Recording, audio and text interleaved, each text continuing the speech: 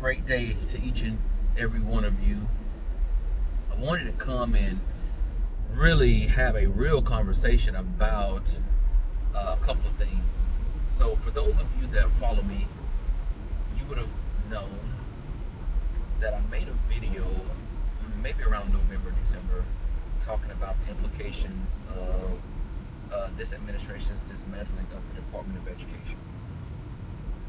And it was really not a partisan view. I just wanted to give you some insight into what the Department of Education does from a historical standpoint, and then what could likely be the impact if the Department of Education either one, no longer exists, or two, does not exist in its current form, especially if we look at decreasing staff that supports the work for public schools and the funding aspect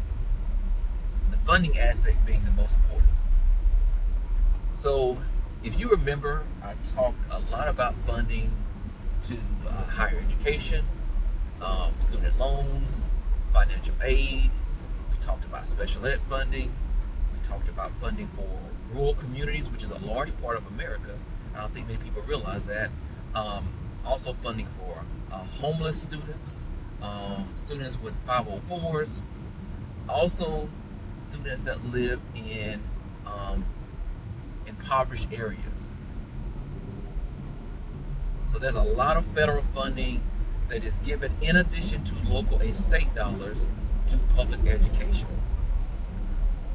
And this administration is wanting to offer more funding pushed towards the private sector, using those public dollars as vouchers to attend private schools. Now, I want to play a little bit of devil's advocate, just a little bit. So for those schools that have received federal funding for decades, for the special ed population, or for your rural population, or for your urban impoverished students,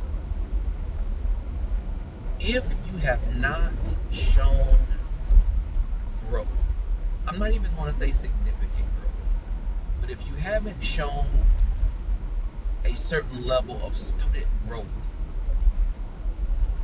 historically, how do you justify continuing the funding of your school or your students? If you are historically underperforming, especially in those subgroup populations, how do you justify continuing to receive funding? That is a real question. Now, I only bring this up because I have been in environments, I have seen environments that serve these types of students that receive the additional funding, and they squander the money away on things that have nothing to do with directly impacting student achievement. April, May comes and they begin to rapidly order equipment, resources, supplies that sit in closets. And that money should be spent during the school year to impact students, to support teachers.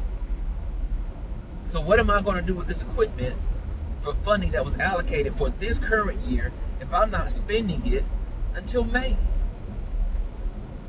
How have I prioritized the needs of those students through the use of that additional funding? The answer is, I have not. We have to be honest. We've got to be more intentional about how we spend money and what that money is going to be used for. Like, what is the specific focus or goals that we're trying to increase outcomes for? I am not advocating that money be pulled from public schools. I'm not at all saying that. What I am saying is, for those that have received the funding, if the funding is going to continue, this may be a wake-up call. This may be your wake-up call. If you don't have evidence that that funding is being used to support students, and students are benefiting from it through academic growth, I don't know if this funding is going to continue under this administration.